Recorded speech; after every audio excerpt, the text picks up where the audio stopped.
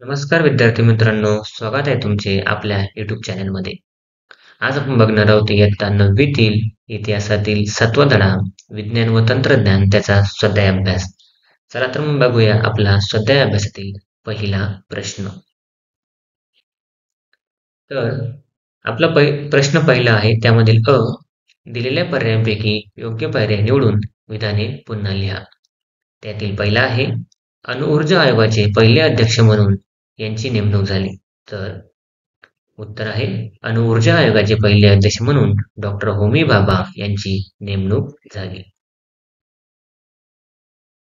प्रश्न 2 आहे इस्रोने पूर्णतः भारतात तयार केलेला डायडॅश हा पहिला दूरसंचार उपग्रह होय. उत्तर आहे इस्रोने पूर्णतः भारतात तयार केलेला ॲपल हा पहिला दूरसंचार उपग्रह होय.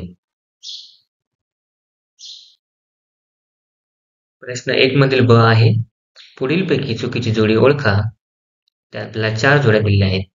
एक आहे पृथ्वी जमिनीवरून जमिनीवर मारा करणारे क्षेपणास्त्र. 2 आहे अग्नी जमिनीवरून पाण्याखाली मारा करणारे क्षेपणास्त्र. 3 आहे आकाश जमिनीवरून आकाशात मारा करणारे क्षेपणास्त्र. आणि 4 नाग शत्रूचे रणगाड नष्ट करणारे क्षेपणास्त्र. तर उत्तर चुकीची जोडी आहे अग्नी जमिनीवरून पाण्याखाली मारा करणारे क्षेपणास्त्र. प्रश्न 2 त्यामधील अ आहे दिलेल्या सूचनाप्रमाणे कृती पूर्ण करा. जसे की भारताच्या विज्ञान तंत्रज्ञान क्षेत्रातील प्रगतीची कालरेषा दशकानुसार तयार करा. आपल्याला एक दिलेले आहे तर आपल्याला दुसरी लिहायची आहे. तर दुसऱ्याचा आन्सर काय आहे 1974 पहिली यशस्वी अणुचाचणी झाली. त्यानंतर 1975 आर्यभट्ट या भारताच्या पहिल्या उपग्रहाचे यशस्वी प्रक्षेपण झाले. 3 1981 भास्कर 2 या उपग्रहाचे यशस्वी प्रक्षेपण झाले. आणि 1984 रेल्वेची संगणकीकृत आरक्षण व्यवस्था सुरू करण्यात आली. आपण चॅनल नवीन असाल चॅनल सबस्क्राईब करा, व्हिडिओ लाईक करा आणि व्हिडिओ जास्तीत जास्त शेअर करा. ब आहे टिपा लिहा. त्यातील एक आहे अवकाश संशोधन. उत्तर आहे अवकाश क्षेत्राचे संशोधन करणे, हवामानाचा पूर्वअंदाज घेणे, उपग्रह प्रक्षेपित करण्याविषयी अभ्यास करणे इत्यादी प्रकारच्या संशोधनाला अवकाश संशोधन असे म्हणतात. अवकाश संशोधनातील पायाभूत कार्यक्रम साध्य करण्यासाठी आणि संशोधनासाठी भारतात इस्रोची स्थापना करण्यात आली आहे. अवकाश संशोधनात पर्यावरणाचा अभ्यास केला जातो. 2 आहे टेलेक्स सेवा.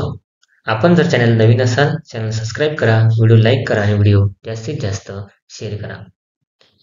उत्तर आहे देशाच्या एका भागातून दुसऱ्या भागात जलद गतीने टंकमुद्रित स्वरूपात संदेश वहन करणे म्हणजेच टेलेक्स सेवा होय.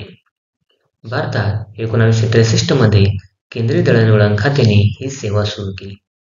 1969 मध्ये देवनागरी लिपीतून टेलेक्स सेवा प्रथम दिल्लीत व नंतर भारतभर सुरू झाली. सर्व क्षेत्रांत सेवेचा वापर सुरू झाला. 1990 नंतर इंटरनेटचा उदय झाल्यावर या सेवेचे महत्त्व संपुष्टात आले. 3 आहे पोखरण अणुचाचणी. उत्तर आहे भारताशेजारी अण्वस्त्रधारी चीन व त्याच्या मदतीने अण्वस्त्र तयार करू पाहणारा पाकिस्तान यांच्याकडून होणारा संभाव्य धोका टाळण्यासाठी भारताला अण्वस्त्र बनवणे आवश्यक होते. शांतता व स्वयंपूर्णता हे भारताचे धोरण होते. त्यानुसार भारताने 18 मे 1974 रोजी राजस्थानमधील पोखरण येथे पहिली अणुचाचणी यशस्वी केली.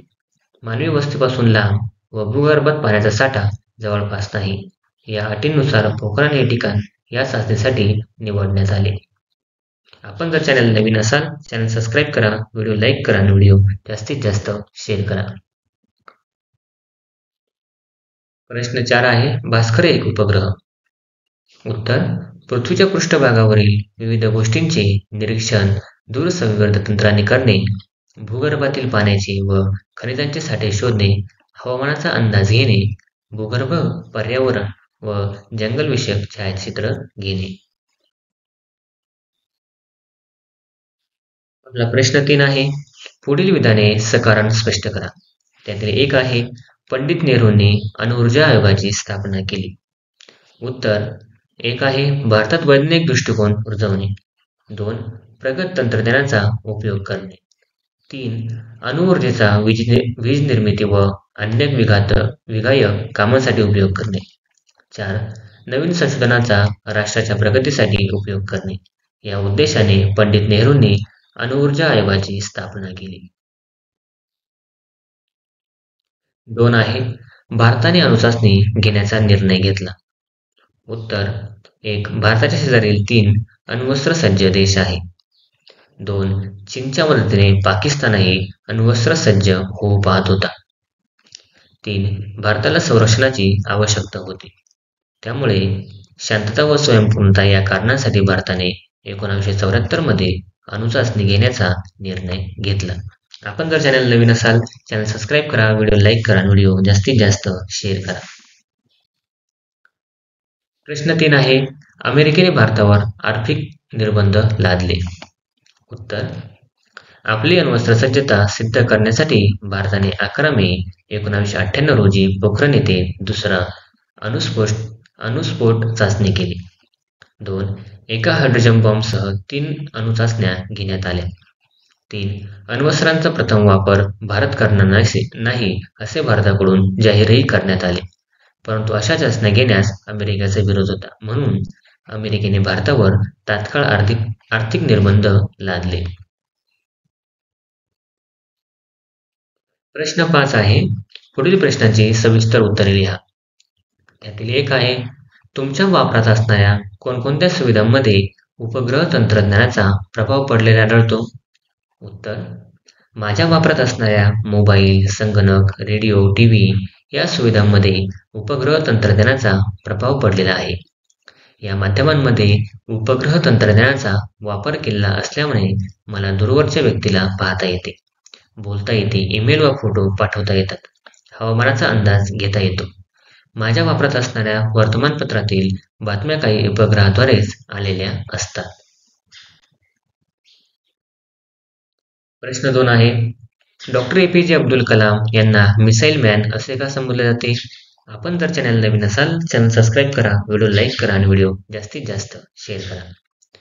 उत्तर 1983 नंतर संरक्षण संशोधन आणि विकास DRDO या संस्थेचे अध्यक्ष म्हणून डॉक्टर कलाम यांची निवड झाली. त्यांच्या नेतृत्वाखाली पृथ्वी आणि अग्नी या क्षेपणास्त्रांची यशस्वी चाचणी घेण्यात आली. Integrated guided missile development program अंतर्गत क्षेपणास्त्र विकासाचा कार्यक्रम हाती घेण्यात आला. जमिनीवर मारा करणारी क्षेपणास्त्रे बनवण्यात आली. असे बहुमोल योगदान देणाऱ्या व क्षेपणास्त्र कार्यक्रमाचे जनक असणाऱ्या डॉक्टर APJ अब्दुल कलाम यांना मिसाईल मॅन असे संबोधले जाते. 3 आहे, संगणकीकृत रेल्वे आरक्षण कसे करता येते? उत्तर संगणकीकृत रेल्वे आरक्षण करण्यासाठी IRCTC म्हणजेच Indian railway catering and tourism corporation यांचे अधिकृत वेबसाईट व ॲप उपलब्ध आहेत. वेबसाईट किंवा ॲपच्या सहाय्याने तुम्ही कधीही हव्या त्या प्रकारच्या रेल्वेच्या तिकीट घरी बसून बुक करू शकता. तिकीट बुकिंगमध्ये 19 वेगवेगळे कोटे उपलब्ध आहेत. महिला प्रवाशांना आरामात तिकीट बुकिंग करण्यासाठी कमी वयाच्या मुलांना तसेच अपंग व्यक्तींना विशेष कोटा उपलब्ध आहे. सर्व माहिती भरल्यानंतर unique pin code PNR passenger name record generate होतो.